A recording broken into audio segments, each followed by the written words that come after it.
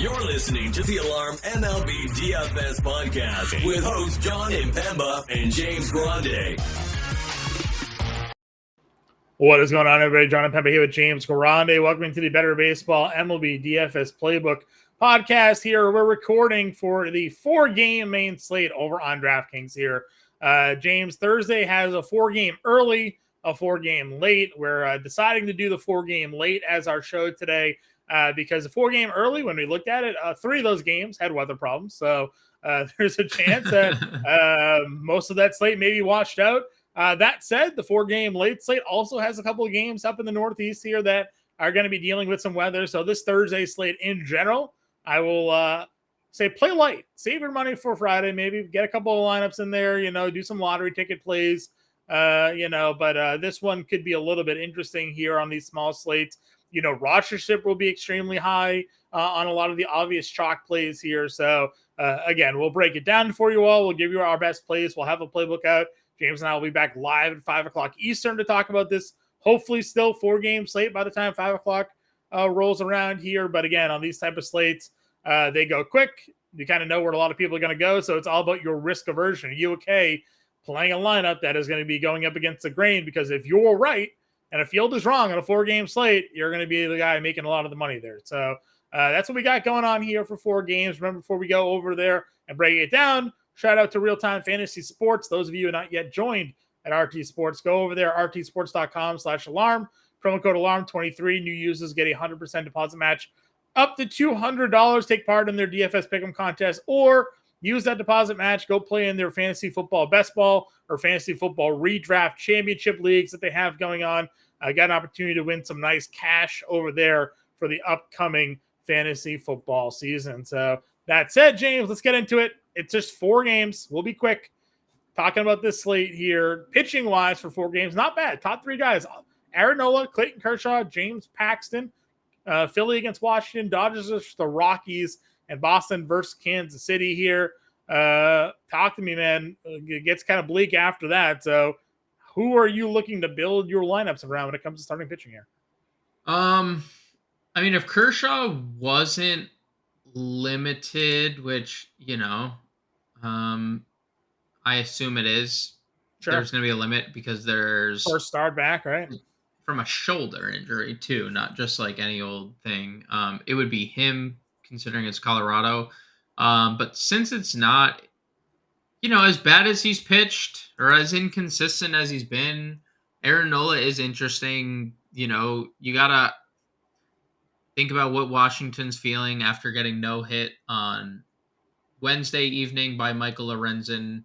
Now has to turn around and face, a pitcher that's supposed to be better than Michael Lorenzen the next night. So I like Nola.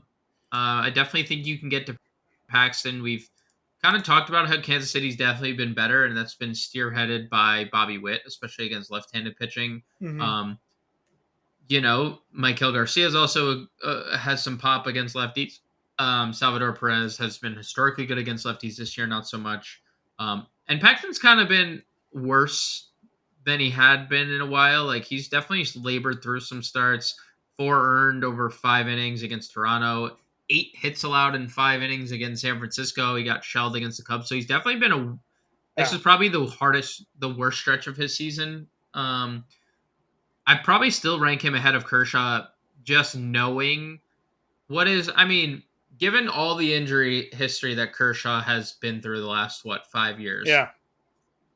With Dave Roberts as already, the manager, exactly. Missed the as the limitations manager. Here. Yeah. What are we going to get? So, if I'm ranking the top guys, it's probably Nola, Paxton, Kershaw for me.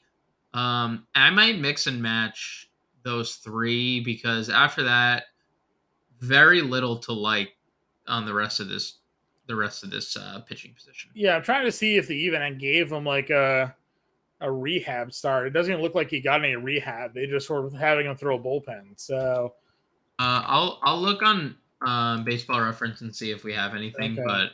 But it might be to the point where he's just, they're just like, all right, buddy. Yeah, I've seen simulated games. Good. He worked 3 innings in a simulated game.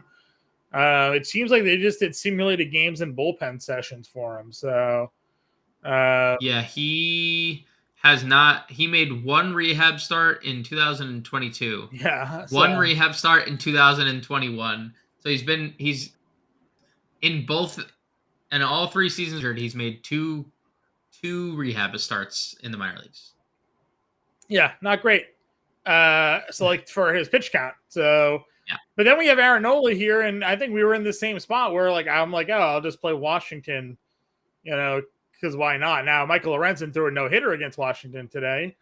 Is that going to happen again for Aaron Nola? I mean, we just stacked against him against the Royals.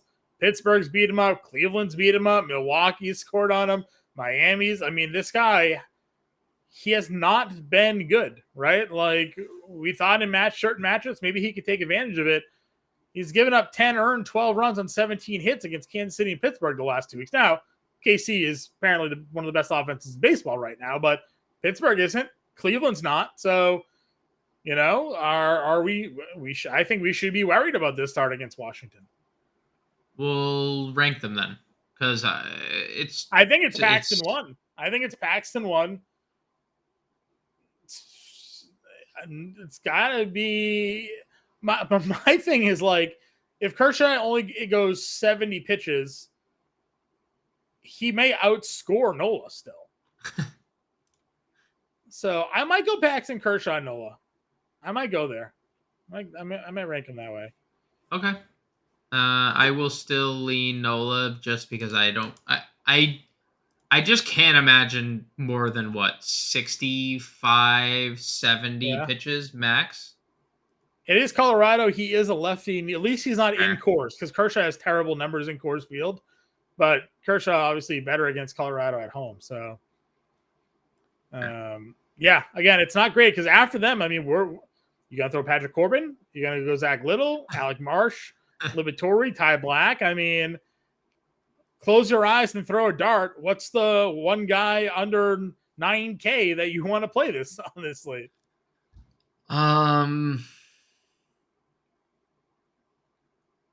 If there's one, it's probably Zach Little,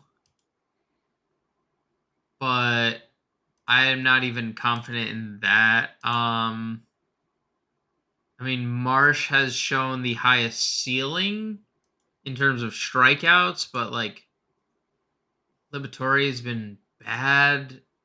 Oh man, I'll go Little just because he's pitching at home and he is, I guess, pitched the best, right? Sure. Like Ty Block had been really good leading into that St. Louis start, and then got knocked around.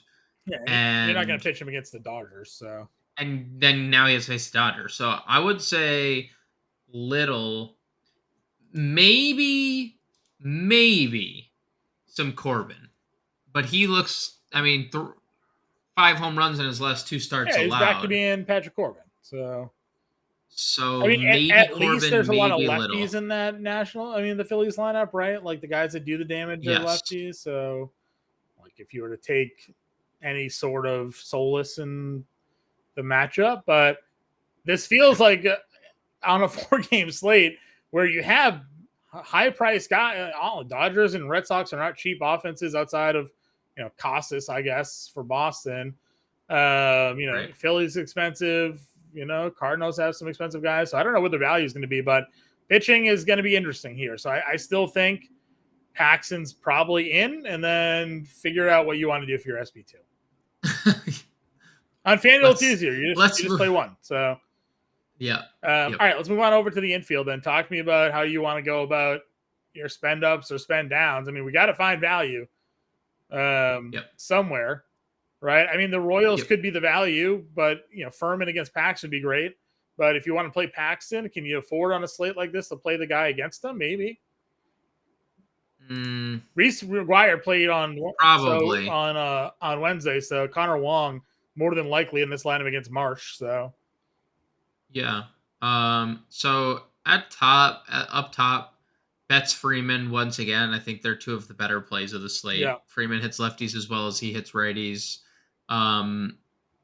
Then moving down, maybe gotta get to Trey Turner. He's been a little better. Another multi-hit game on Wednesday, and I don't know if you saw this. They moved him back atop the order, and now hits in 6 straight games, with 3 of them being multi-hit games. A lot of doubles lately too. He's showing signs of life. I might get to Trey Turner again if I'm not playing Corbin. Why not? Sure. Same with Real Muto at 4,900. I think the Phillies are going to be relatively popular. The Rays are incredibly interesting. Like Liberatore is just not it this year, right? He showed it last night, start against Minnesota. He didn't miss bats, and if you're not missing bats, he has to go through Wander, Yandy Diaz, Isaac Paredes, who is again in like one of those like I'm gonna just hit home runs all the time modes. So, I love the Rays. Christian Bethancourt is now like gonna be their full time catcher too, because Francisco Mejia is on the IL. If you wanted a punt catcher, and he's hit I know. lefties pretty well over the course of his recent resurgence with Tampa Bay. So, Yep. And honestly, like you mentioned it, if you want to target Aaron Nola, John, right? Like Abrams is here, still dude, hitting. he's still, and every time he's on, he's stealing bases too, right? So, I could definitely get behind some Washington. There'll be everyone's cheap in Washington. No, I agree. Abrams obviously is sitting really good. It's unfortunate Candelario is not there anymore, but Meneses is 36. Kybert's down here at 37. So a lot of guys that you can get to for sure. Yeah, I like it. We didn't even really talk any Cardinals, but guys got like Norman Gorman are there, Arenado, stuff like that. So interesting spots here in an offense where he said there's only a couple of starting pitchers we like. So it's all about finding the right stack and finding the value, because a lot of the top end guys are all pretty expensive. Moving on over to the outfield, you mentioned Betts already. Rosarena against Liberatore. Now Rosarena has been terrible, but maybe this is a spot to break him out of that slump. If you're going there at 54, and you got these guys, Yoshida. Nobody might be harder in baseball than Castellanos, who homered twice today. And the home run ball starting to come back for him. He gets Corbin here. We know he hits lefties really well historically. Thomas, guys against Marsh here. So, this mid 4K range has a lot of great potential. Yeah, Boston's going to be pretty popular again, huh? I think so. Just with the pricing. Duvall 44, Duran 43, Yoshida under 5K. Feels really good. I don't know if you saw Nolan Jones double dong the other day. You know who started, John? A lefty. And I know it's Kershaw. Just saying, Nolan Jones against lefties. Yeah, it's unfortunate my home run call against Peralta and Tovar homer, not Nolan Jones. But I feel some bat flips on this slate, John. $30. He double donged on Wednesday. Look, Jose Siri does nothing but hit home runs. That guy has 23 homers on the year now. I'm very in on the Rays, if you haven't noticed. 3,400. Harold Ramirez hitting 370 over his last 10 games. Very, very in on the Rays. And I think, who else is interesting? Some Dodgers value. I know typically we think of like their outfield as lefty heavy. Kike's been really good since putting on the Dodger blue again. I don't know, like RBIs in 4 straight you need games. some value, right? So, and Chris Taylor gets a lefty. We know he has been decent against lefties this year. So, just a couple interesting value plays for me. 100%. I think that's a good call there, for sure. Who's this? What's this? Jake Alu. Is he still in there? No, but he's been getting some playing time for them, so we'll see. All right, yeah, he's been playing second for them a little bit. Yeah, because they're moving some guys around for them. All right, let's see if we can get gross here. So Paxton for sure. What's the SP2 we're rocking with? Nola, Kershaw, Little. Oh, dude. Corbin. What do you think? What do you think? I mean, I think it's Kershaw. You don't want to use Aaron. I want to play against Aaron Nola. I think he's gonna get rocked, man. Okay, let's use Kershaw. It's just my beliefs. It's my beliefs. Bettencourt, you're in, right? You like Rays? Yeah. Let's use Tim or Wong for value. Yeah, I was thinking Paredes at third too, just to get a more Tampa, and Sure. he's pretty cheap, 4K. Yeah. I know. There's some very interesting Phillies plays. Like we didn't mention Alec Boehm, 4,400. He's one of the hottest hitters in baseball. Uh, he's first and third eligible. Anyway, let's Uh, Castellanos here. Castellanos is 46. wow, Philly's pretty cheap. Hmm. Let's see. What was our punt outfielder down here? Rays are cheap. Series 38. Harold Ramirez 34. What's your Alec Burleson hold on right there? 2,600 is cheap. Dylan Carlson 25 is cheap. I like Burleson over Carlson, I think. Gives us Yeah, so do I. 4K for a second baseman and a shortstop here. Might as well just go Abrams. Shorts. And then what do we got for second? 3,700. Urias, I guess. Yeah, he's been okay. Go back to Pablo Reyes. I mean, the guy had 3 more hits today. Yeah, I mean, we could, and then that will get us up 1,100. from. I mean, move up from Burleson. Yeah. 37 outfielder. Harold, like that. Do a full. We got 4 Tampa Bay, 2 Phillies, an Abrams one off, and a Pablo Reyes punt with 2 top pitchers. Pablo Reyes. Shout out Pablo Reyes. No, I'm not laughing. The guy had 3 hits today, so Yeah, I'm not laughing. I'm just laughing that this is end of season NBA. We're playing this Pablo is what Reyes it's come to, Yeah, yeah. So, all right, guys, that's a look at 4 games. Again, we'll have the playbook, and James and I will be back live at 5:00 Eastern. If anything's changed, find us in the Discord, find us on Twitter as well, and we will catch you guys later.